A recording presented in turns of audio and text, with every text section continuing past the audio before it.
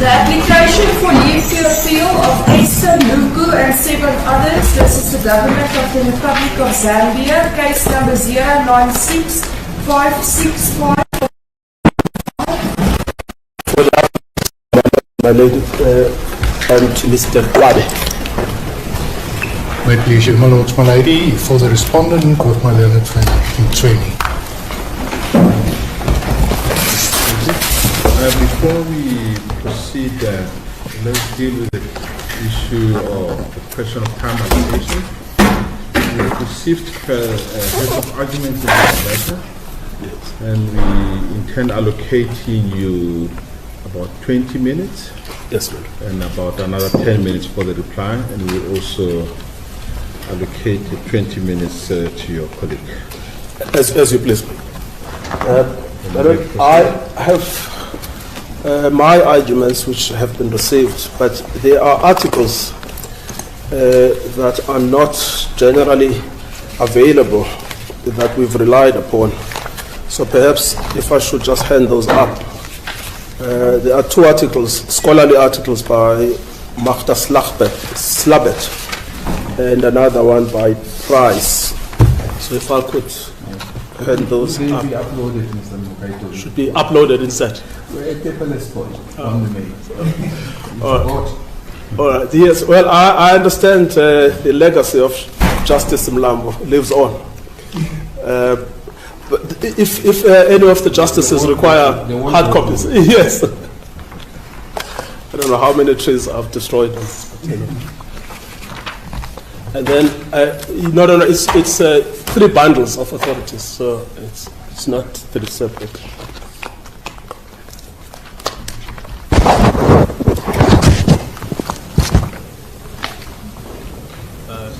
And then this is the last one. We've been handed the same document.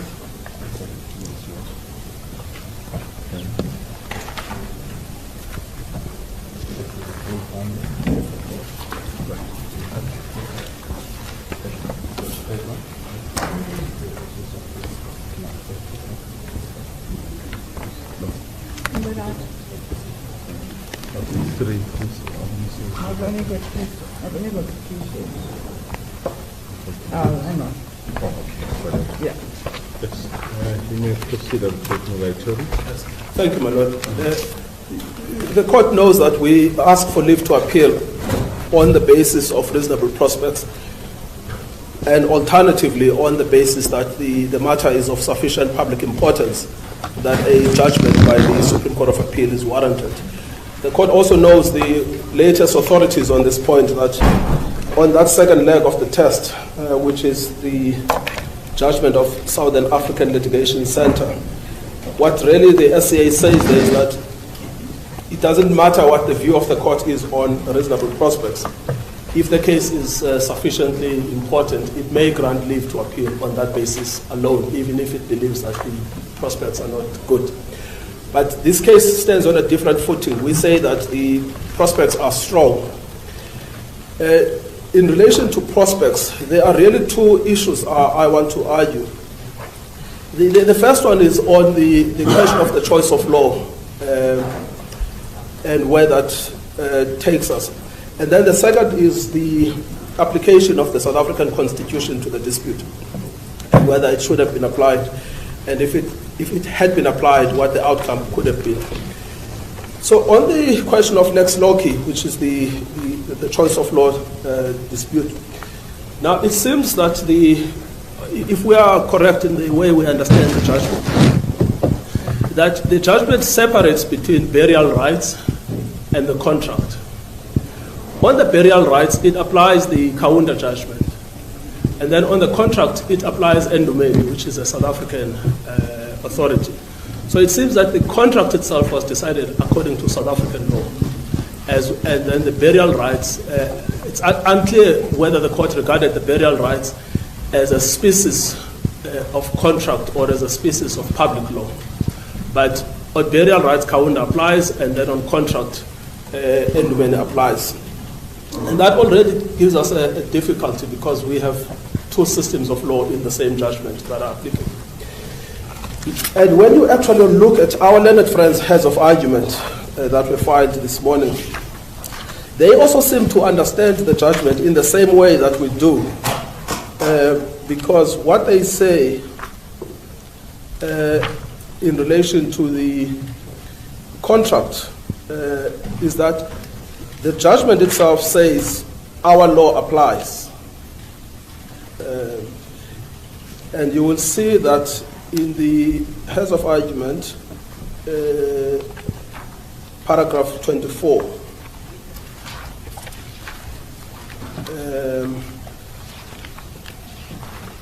and then you will see there is a reference specifically to Ndumeni on their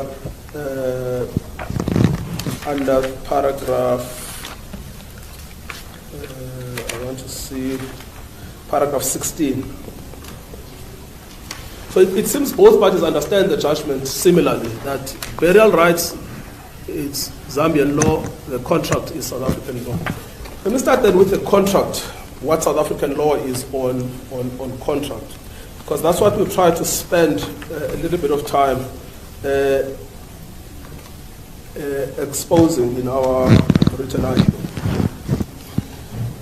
Now, when it comes to a corpse, a dead body in South Africa, the law follows the Roman Dutch system. In fact, when we research this, it comes all the way from the Roman law. It's affirmed by Foot as well as Hugo de Groot in their exposition of the law. They both say that a corpse is outside the realm of contract. No one can contract about a corpse. A contract over a corpse is ipso facto contra bonus mores, something that cannot be contracted upon. Foot, as well as Hugo de Groot, have been affirmed in several judgments that we have traced. So if I could take the court to our judgments, our heads of argument.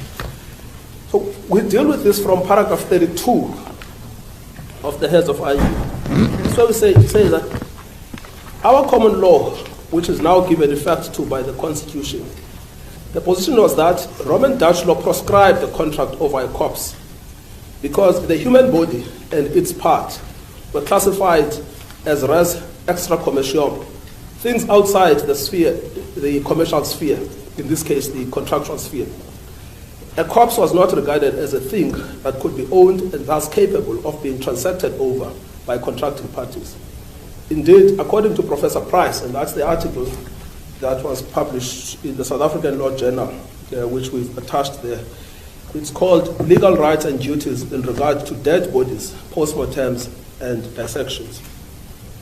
The deceased executor and or their spouse and heirs had a restricted legal right of possession, which conferred on them the right to bury the body in accordance with the wishes of the deceased.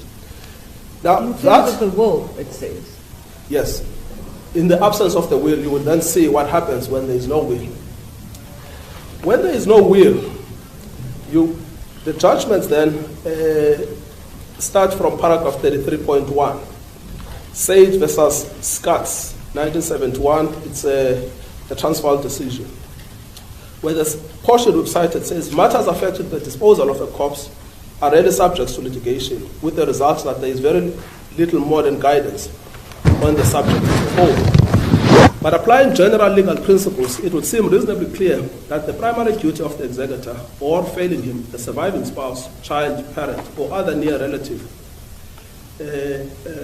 is to dispose of them in accordance with the terms of the will, provided that this is not impossible, too expensive for the executor to bear, or unlawful. It has been stated that in English law, the executor is not bound to obey the terms of the will in this particular regard. Even if this proposition is correct for English law, it does not follow that it is correct for Roman Dutch law. Grotius, that's the other name for Hugo de Groot, specifically says that a will, besides disposing of the deceased property, may deal with other matters such as guardianship of his children and directions as to his burial. It is taken for granted that the heir must carry out the terms of the will as far as possible. It therefore follows that in our law, directions in the will as to the disposal of the body must, if possible and lawful, be followed.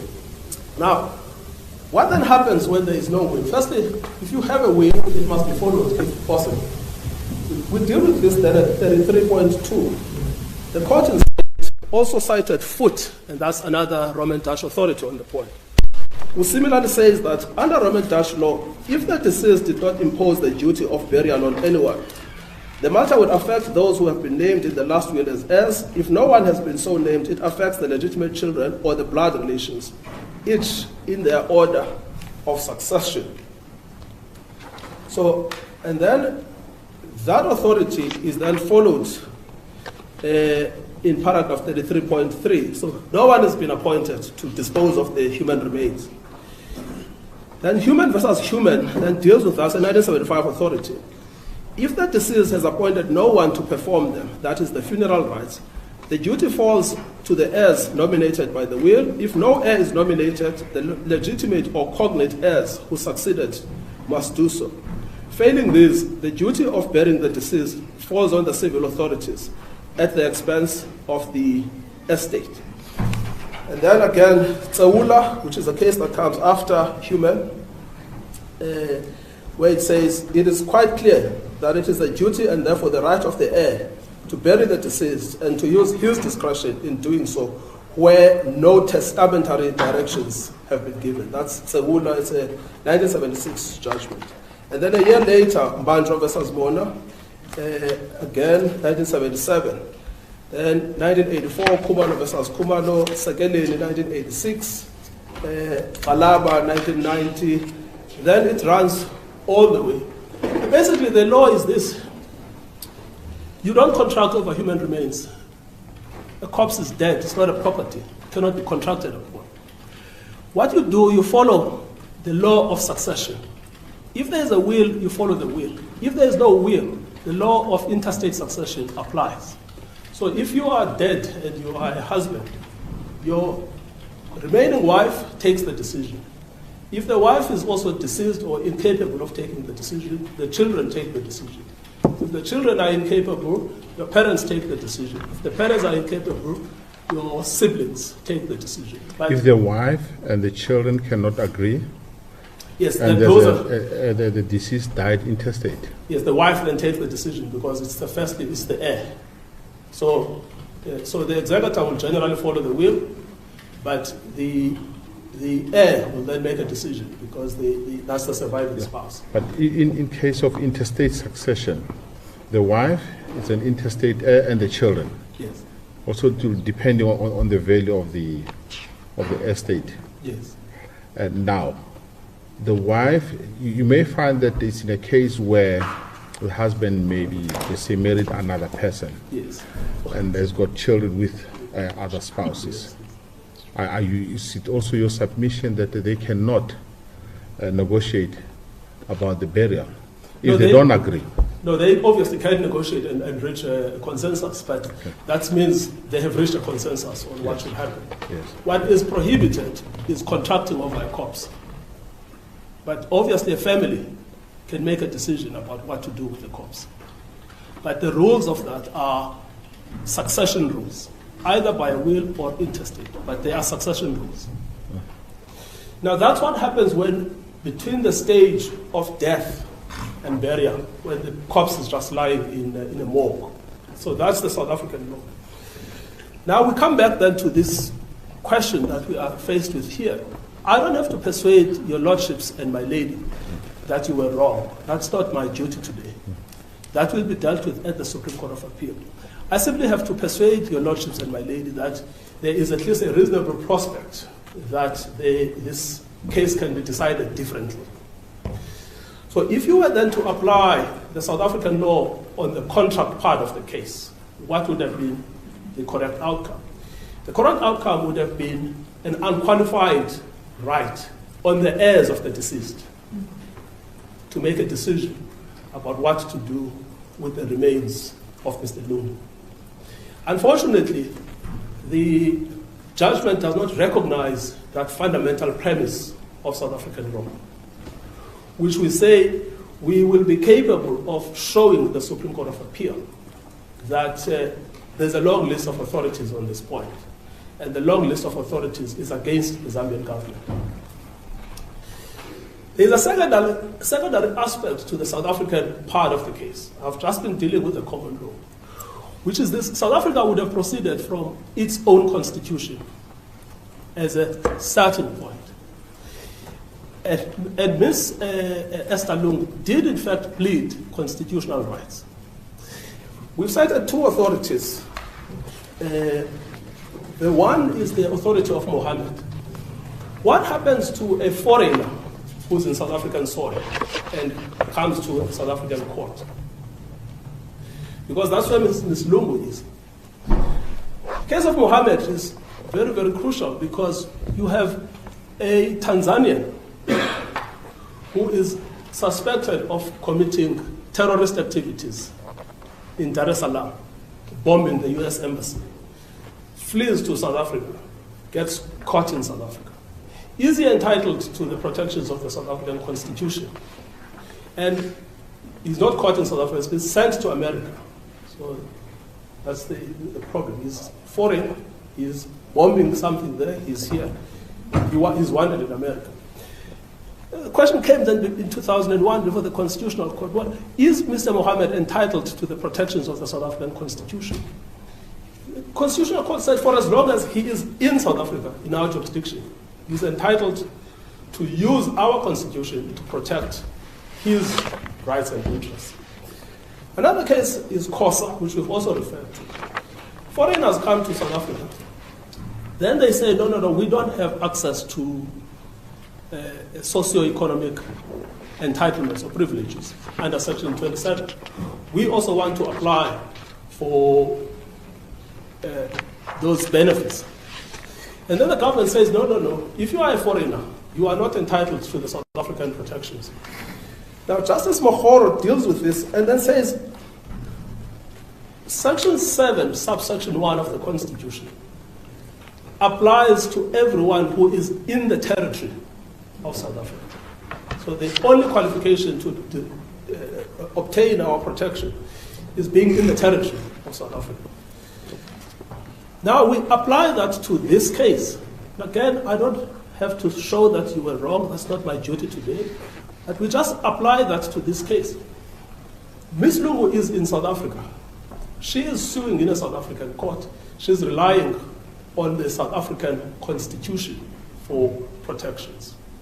That has two consequences. The first one is the right to dignity, and then the second is the right to family integrity that are provided for in the South African Bill of Rights. And she's entitled to assert those in order to assert autonomy over the body of her husband. This is her husband who's died. She says, well, I want to dispose of this body as I wish. What you cannot have a foreign state coming to our courts demanding the application of a foreign law in order to deny someone who is in our jurisdiction the rights that are protected by our Constitution. That substantially weakens the protections that are in our Constitution.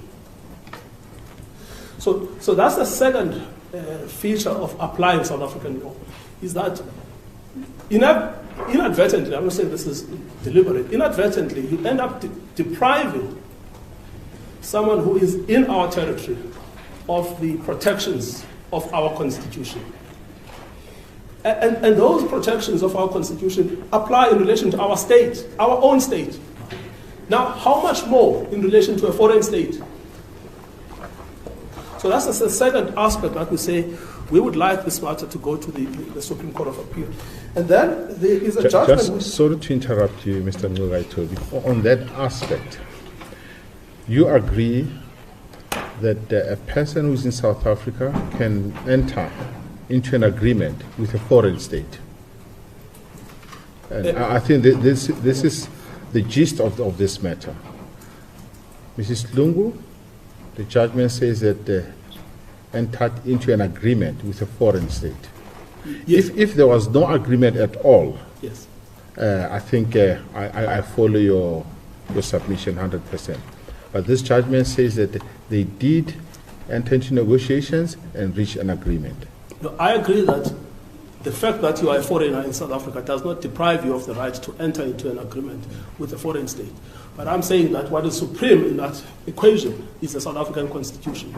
Yes. That you still retain your entitlements as a foreigner if you are within the Republic to rely on the South African Constitution to protect you. I agree with you on that point. Yes. Now, the problem, again, this was an issue that was disputed on the papers, right, about what is the status of FAA 7 versus FAA 9. It was disputed. But the point I'm making is that that contract must itself be consistent with South African law. You cannot enter into an agreement that is inconsistent with South African law. You have to enter into a contract that is recognized in South African law. And you can't have a foreign state that demands the application of foreign law in a South African court, because that denudes the South African Constitution of its autonomy within its territory. And Zambian law, there was nothing here that suggested that Zambian law is extraterritorial in its application. Zambian law is not extraterritorial. It applies in Zambia, not here.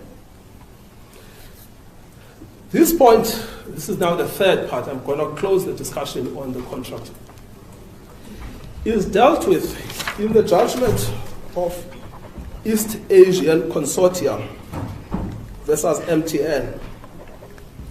This question about Lex Loci. It's reported recently in 2025, volume 5, SA 33. And there are two judgments that are delivered. There's a judgment by Justice Unterhalter for the majority and Justice Molemela for the minority. Justice Unterhalter, between paragraphs 99 and 110, deals with the rules of resolving a Lex Loci problem. In that case, it is a delict. So what the issue in that case is that MTN is accused of bribing Iranian generals in order to secure a contract in Iran. But the litigation is in South Africa, that they must pay damages to a certain company that lost out on the bid because of the bribery. The question then that arises is which law should apply, Iranian law or South African law? And Justice Unterhalter starts with explaining what the rules of private international law are. And he says it's the court that has the closest connection to the suit. And then Justice Molemela makes this point I've been making, that those rules are themselves subject to the South African Constitution because it's supreme in relation to our territory. It's supreme. So even where you've got a Lex Loci dispute, where you say in the Lex Loci dispute, I'm going to carve out this area for Zambia, it's still subservient to the South African Constitution if the dispute is being litigated in our territory. So even then, if you applied those rules of the Lex Loci that are, and there it was Lex Loci delictu, because it was a delict case. You could say Lex Loci contractu, it's a contractual case. What is the law that has the closest connection to the suit? What do you have? You have a South African, you have a person in South Africa, and a body in South Africa, and a contract in South Africa. All of those three elements. The contract is concluded here. The max, in other words, the subject of the contract, and I'm using the word max advisedly because my own submission is that a body is not a max. A dead body, a corpse is not a max. And then you have the party, one of the parties in South Africa as well, concluding that contract. Now you then have to ask yourself, what is the jurisdiction that has the closest connection to that suit? Then it becomes South Africa. And the law in South Africa is clear. There is an autonomous right on the part of the widow to decide what to do with the bones of their husband. Now we said these things are controversial in our law. They are also emotive. But there are also unsettled legal principles. The MTN case shows us that they are unsettled. MTN is now before the Constitutional Court. Leave to appeal was applied for. But the issue has still not been settled about how to resolve a lex loci dispute in the sphere of contract. And what is the role of the Constitution in a lex loci dispute? It is not correct that the lower courts should have a final say on the matter. What is correct is that disputes like this must be finalized by the Supreme Court of Appeal. We were hoping that we could split this thing up and get to the Constitutional Court sooner. We've been told we must start here. That's fine, we accept that. But the question of principle remains. This is a complex legal question. It has not been resolved before. It's the first case we are aware of where a foreign state comes here to claim the bones of a deceased person contrary to the wishes of the wife. It's the first case that we are aware of. On the time allocated, I'll give you another 5 minutes. I started at 10:53. Okay, yeah. So I'll give you another 5 minutes to Yes, answer. yes. Yes, so that's why we say this is a matter that should go to the Supreme Court of Appeal. Now, Sorry, is your basis the lex loci contracting? Because you say it's not a contract. You can't conclude a contract on a body. yes, that's what I say as the first basis. And then I'm saying on the alternative, if that submission is... So it's alternative. Yes, if that submission is incorrect, I'm asking the court to follow MTN and ECA. But you don't have to follow them. You simply have to say that they show that the issue is a contentious issue, which must be resolved by the Supreme Court of Appeal. Then we come to the question of the burial rights. How is that issue to be decided? There are two problems that I want to point out. The first one is that you have this tension between the lex loci and the burial rights. Both of them could give you different outcomes. Because it's possible for you to say, if I were in Zambia, the state interest would trump the interest of the wife. But if I'm in South Africa, there is no way that the state interest would ever trump. But if I'm applying the lex loci contractus, then South African law applies, and therefore it's easy to resolve the dispute. So even that issue about what Zambian law is still comes back to the first issue of the lex loci. So the lex loci is the key to resolving the dispute, and the lex loci is a complicated question of law that it requires. Now, if that's wrong, what I have submitted to the court, if that's wrong, you still have the residual problem, which is, what is the Zambian law on this issue? And there are two related questions. Question number one is, how do you prove the law of a foreign state? And South African authorities are clear. The law of a foreign state is a question of fact, it's not a question of law. And therefore it's proven by evidence. And whether you had enough evidence here or not is a debatable question. But what's clear is that we didn't have an affidavit from an expert proving what the Zambian law is. And what that law ultimately revolves around is one judgment, Kaunda. And what is notable about Kaunda is that it never resolves the question of what the law is in Zambia over the human remains. When we did our own research, what we found is that Zambia is one of these unique jurisdictions. At some point, they did follow the Roman Dutch system when they were part of the Rhodesia. And then at some point, they did follow the English system. But we looked at Blackstone, who is the main authority of the English common law.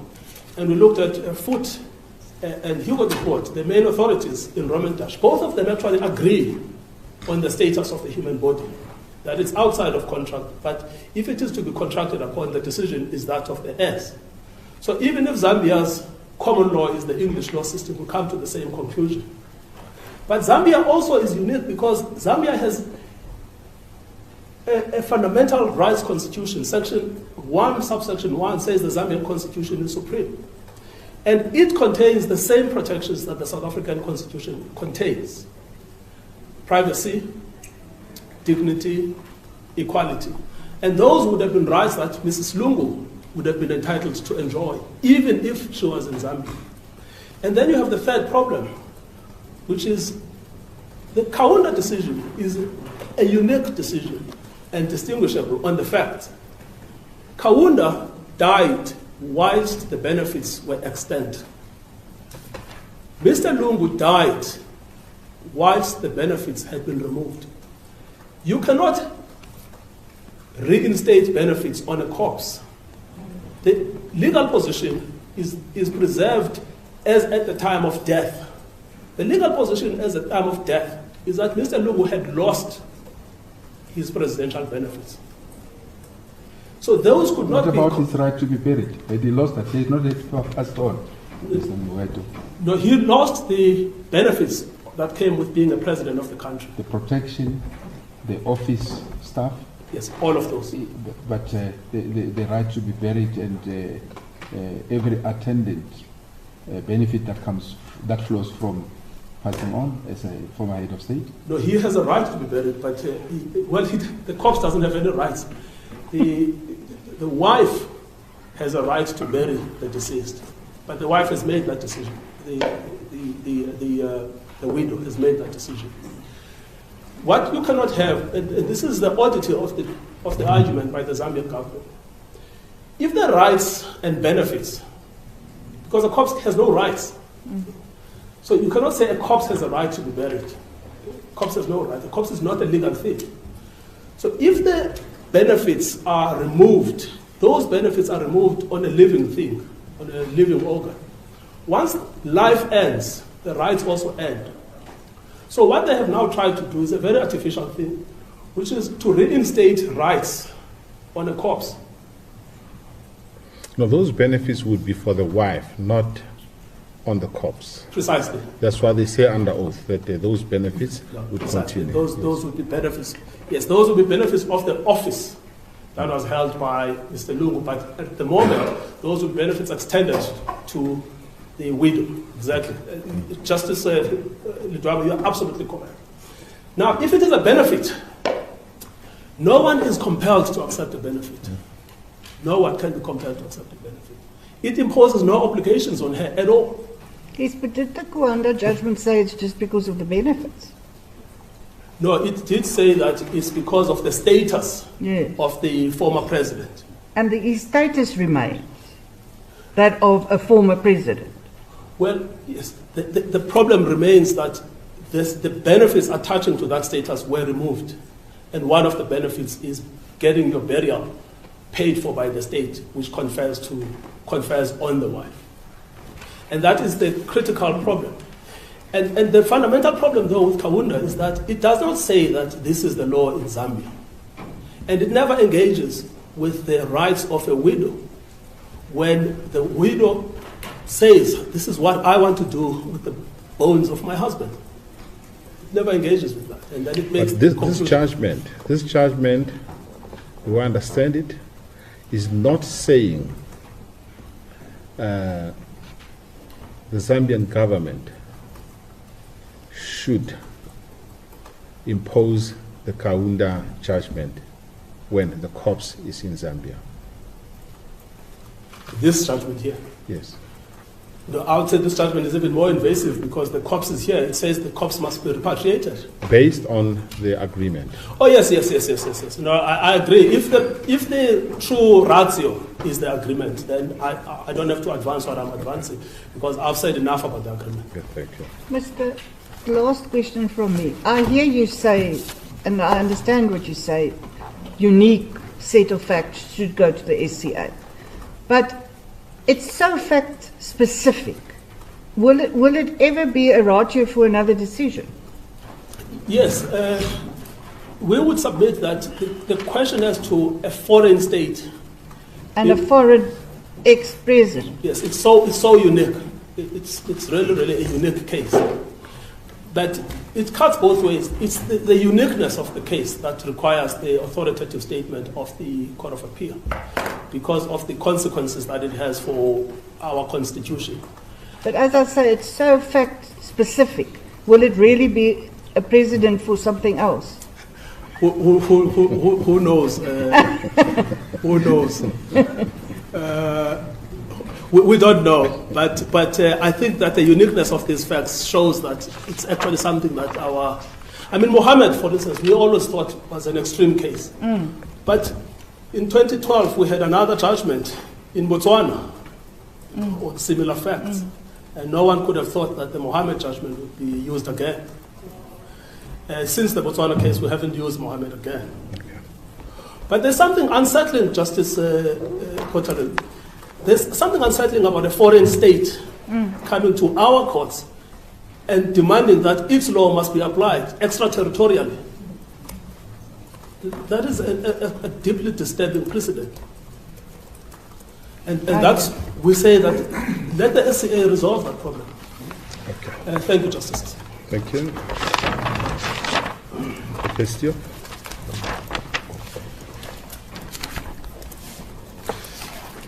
May it please you, my lord, my lady. I just need to start briefly with the grounds upon which leave to appeal may be granted. And the reason is because, if I understand my learned friend correctly, the alternative ground for leave to appeal, in other words, compelling reasons, what he submits is that the merits of the matter, in other words, whether it has prospects of success, is completely irrelevant.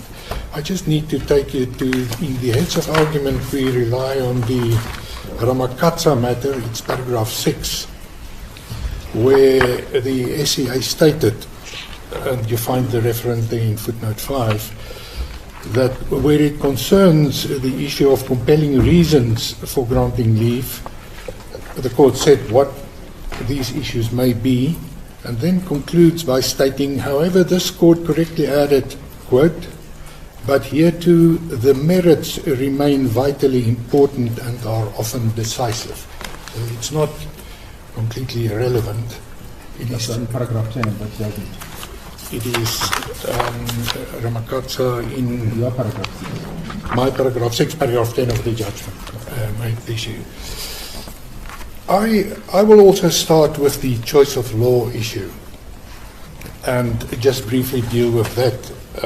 My learned friend indicated or submitted that there is a difficulty as far as that is concerned, and we submit that that is not the case. The lex causa in this matter, that is irrelevant, there are actually two. The first is the agreement itself.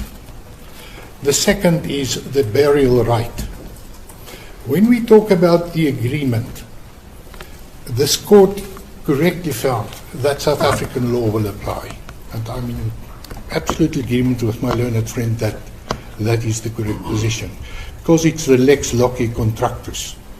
I will take you to the SCA decision that says that if there is such a conflict of law rule, that rule should apply unless there are other factors that would oust it.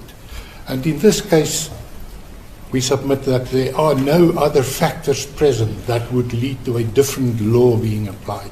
South African law must apply. When we deal with the burial right, that's a different lex causa. And what this court found is that when you deal with the right to bury a corpse, the lex causa will be Zambian law because it has the closest connection to the issue in dispute. And we will demonstrate that that conclusion is in harmony with the recent decision of the Supreme Court of Appeal in the East Asian matter. But if I may just take a step back and deal with the lex causa. What happened here is that there was an agreement concluded between the family and the government that the right to bury, which vests in the surviving spouse and the next of kin, may be transferred to the government That's the terms and the effect of the agreement.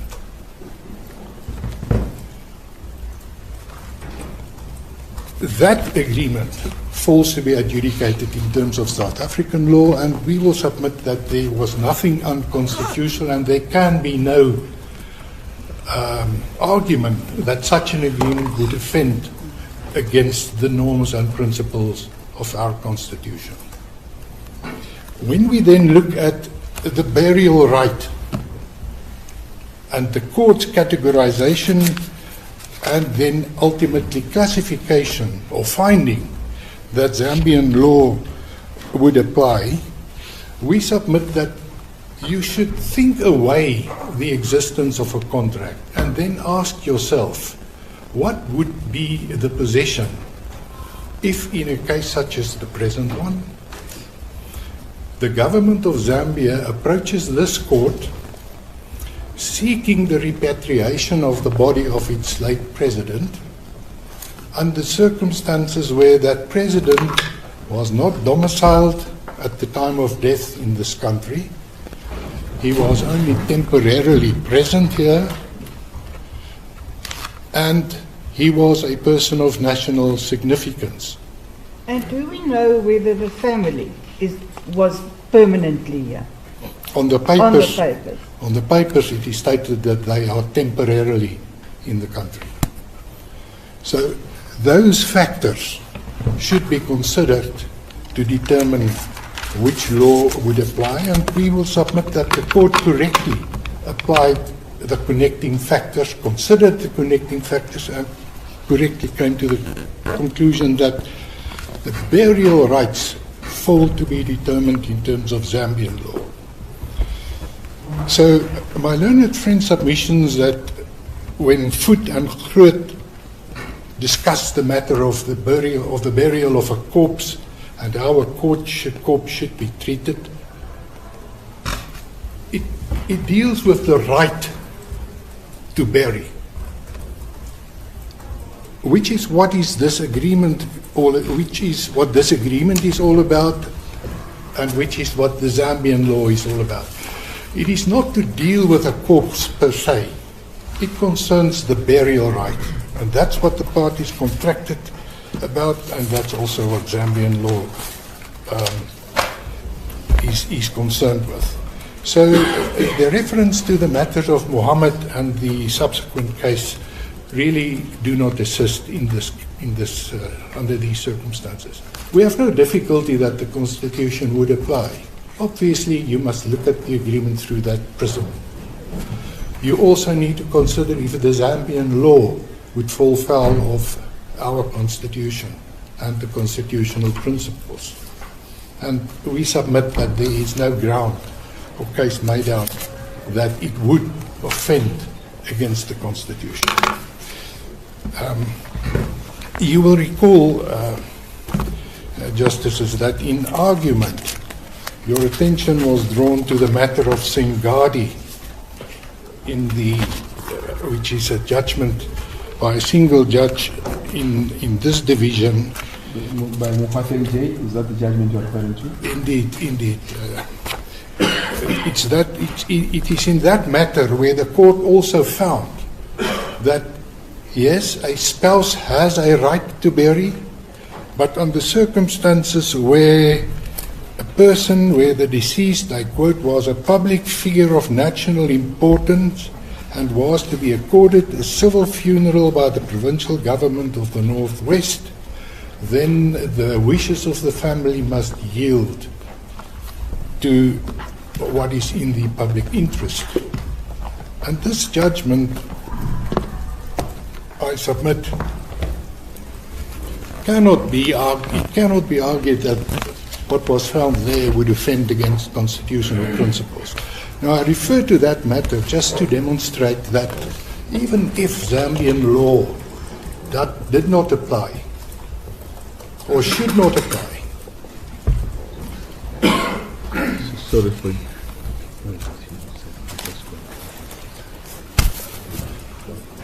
there is a clear precedent in our law that under similar circumstances, private interests of the family would yield to the greater good.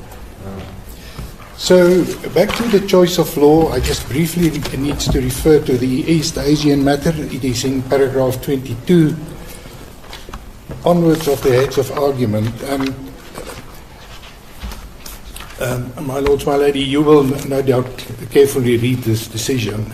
But what the court here stated, and the majority judgment by Unterhalter J.A., was that if there is an applicable choice of law rule of general application, such as the lex loci contractus, in other words, a place where a contract is concluded normally will be applied, or, as was the case in this matter, the lex loci delicti, where the delict is committed, that law will apply.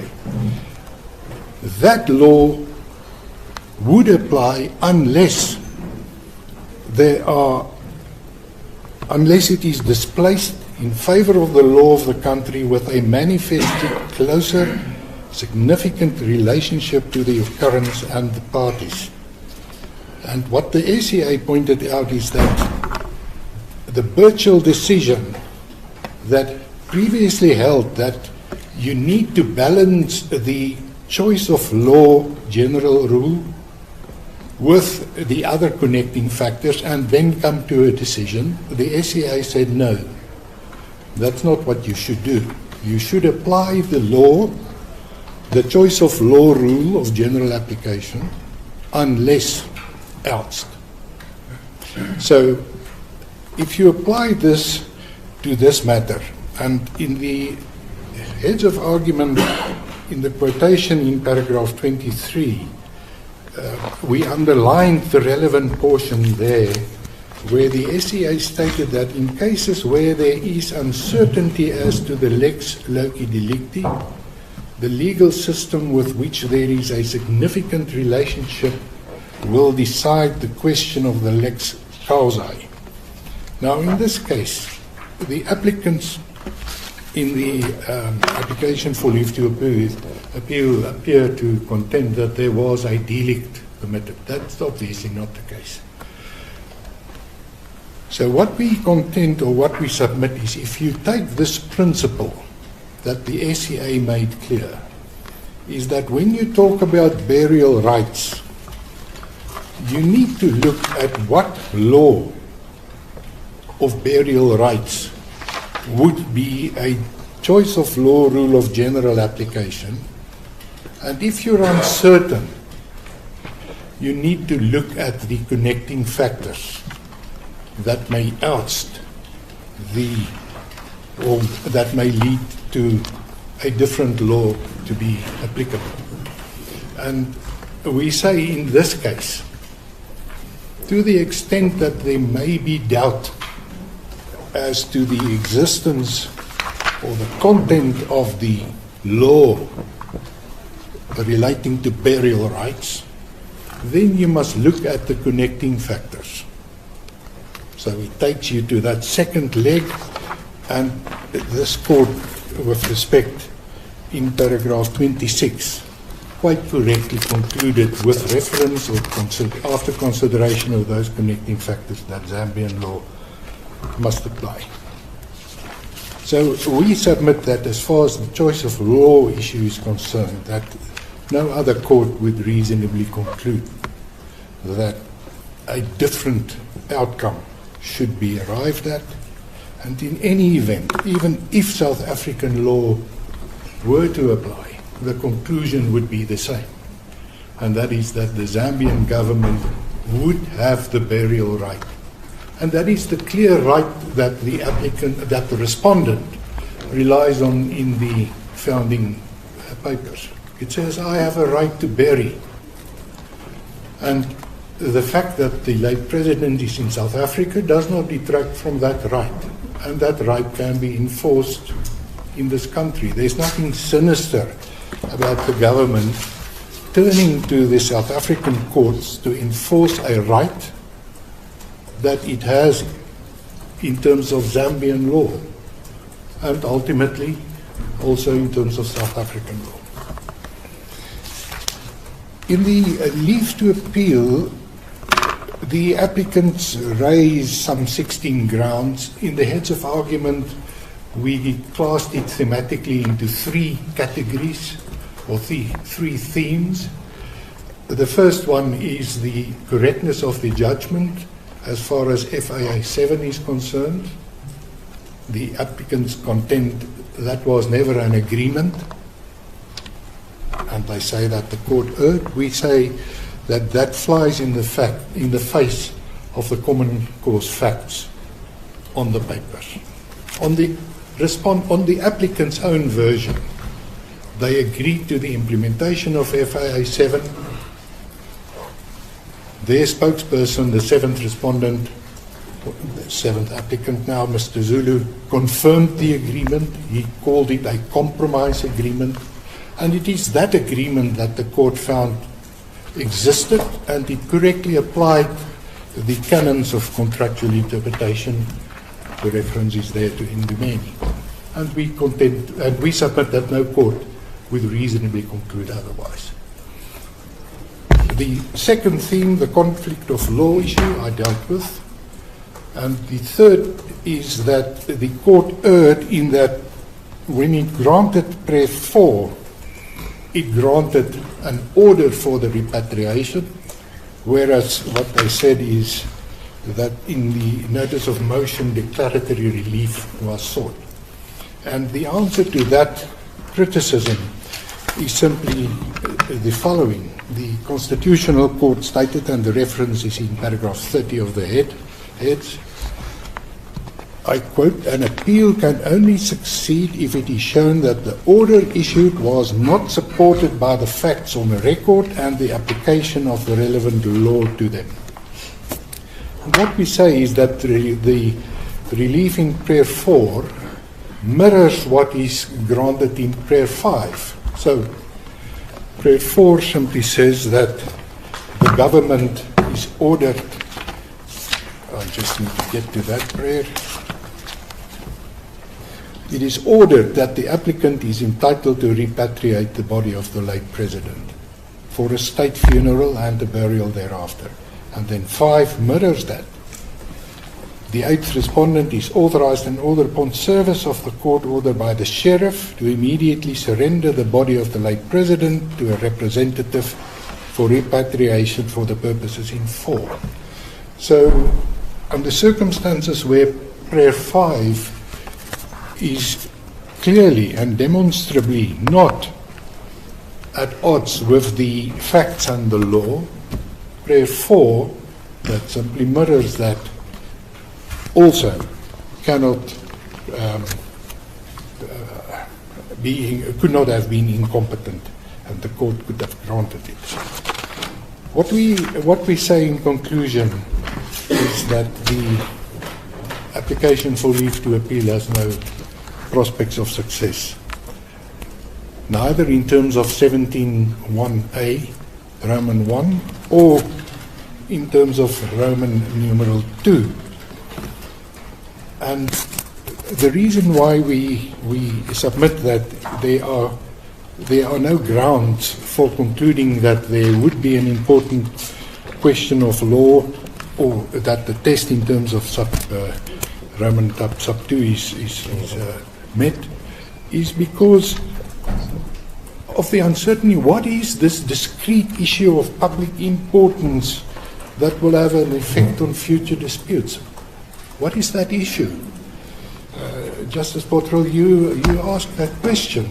How would such a dispute that is in the present case so fact-specific again arise in future? How would another court reasonably conclude that that may be the case? What would be the dispute that may arise? I submit that the applicants can't answer this question.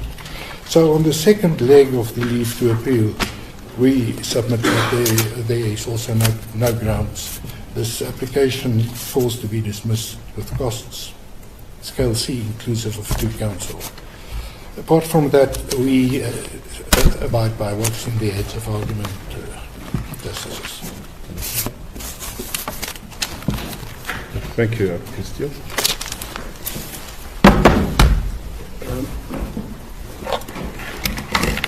Let me start with where my learned friend started. So my learned friend's premise is the following. One, he accepts that the agreement is to be interpreted or applied according to South African law. But then he says that because what he calls the lex causa is Zambian, therefore the right to bury is Zambian. And then he says that the agreement is not about the corpse, it is about the right to bury. Now that's the basic premise of his argument. On the first argument about the distinction between the lex loci contractu and the lex causa, it's actually not recognized anywhere in the law. If the court looks at paragraph 99 to 101 of 111 rather of the MTN judgment, the word lex causa simply refers to the cause of action, nothing else. What determines which law applies is lex loci. And so it then takes over the entire dispute. And it's obvious why that is so. If you followed my learned friend, you would end up with conflicting outcomes because you will always split out lex causa from lex loci. That's just illogical. So once we've decided the lex loci, then everything that falls under that is then to be decided in accordance with the law of the lex loci. So if my learned friend concedes that the lex loci is South African law, then the dispute is to be decided according to South African law. Zambian law becomes irrelevant. So he has in fact proven the very problem that we've been trying to say in a very inarticulate way. So if he concedes that the lex loci is South African law, the question then is, was South African law correctly applied in denying Ms. Lungu the right to bury the husband? That then has enormous implications for future disputes. Enormous implications about wives unable to make a decision over the body of their husbands. On a supposed public interest, see what they've now started doing? They've now also started referring to the Senyati case, to say even there the public interest was held to override the wishes of the spouse. So we are now right at the commencement of a dangerous road towards the deprivation of the rights of widows to take care of the bones of their spouses. So South African law could never countenance this outcome that we have here. South African law has been clear on the common law perspective and on the constitutional law, that the right of the spouse is basically unqualified. She decides what to do. If she's dead, the children decide what to do, but it's the family that decides. A lot of the cases have tended to be intra-family, like the Sengati case, have tended to be intra-family. But once it's inter-family, it's family versus others. The family trumps. That's the core of the South African law. And then the second aspect, which my learned friend just doesn't address at all, he addresses it by avoidance, is the question of the validity and enforceability of a contract over a dead body. Foot and Grotius are so clear on this. There's no enforceable South African contract over human remains. And those articles we've referred to are clear on the point. Again, if my learned friend is right, we also create new law in which we turn against the common law and we say, from now on, you can contract over human remains. And you can contract against the wishes of the family over human remains. That, again, is not part and parcel of South African law. So, again, those two mistakes that my learned friend has made in his argument simply show why the dispute ought to be decided by the Supreme Court of Appeal. On the lex loci, he is dead in the water because South African law applies. Number two, on South African principles, there is an unqualified right of the spouse. And number three, on South African principles, there is a proscription, a prohibition on contracting over human remains. then the dispute becomes a narrower dispute than the one we outlined. But it becomes an incredibly important dispute because it sets out binding precedent for the future. My learned friend also says he cannot see what this important issue of law that will live beyond this judgment. He may not see it, but we see it. The important issue of law is the contest between the rights of a state as well as the rights of the family to decide on the burial. He himself has pointed out to a case in South Africa where this issue arose.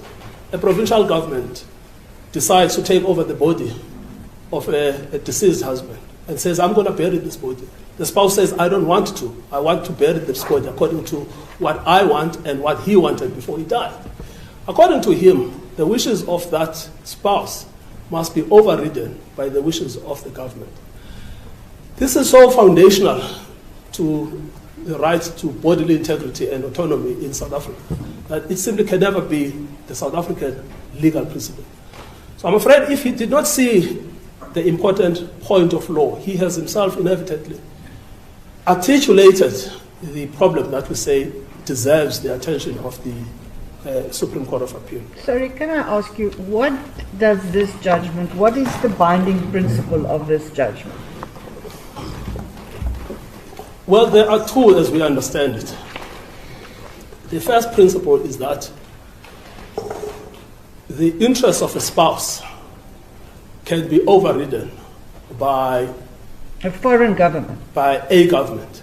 In this case, it happens to be a foreign government, but by a government. Now, that we say is a fundamental problem.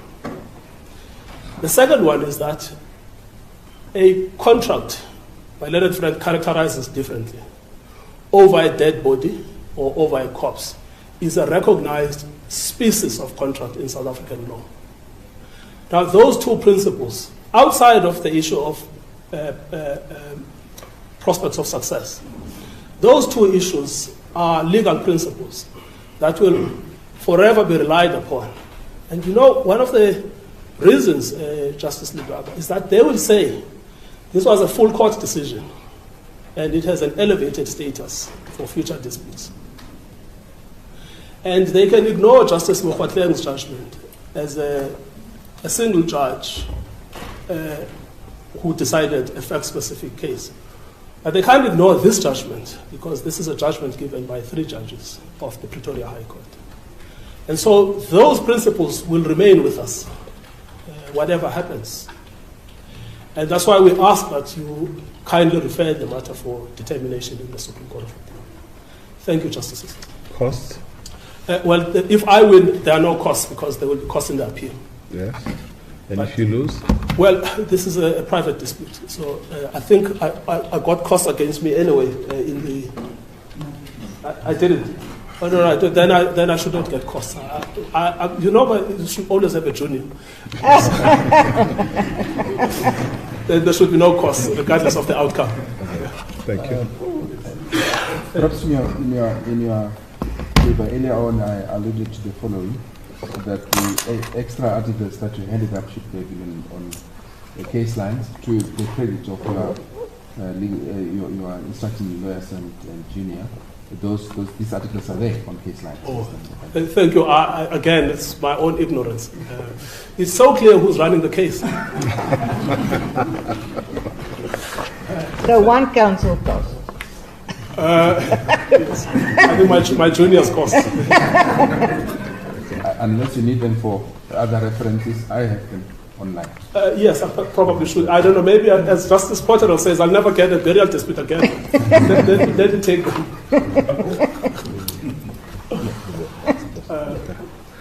I have nothing else to say. Thank you very much. Judgment is reserved for the judge.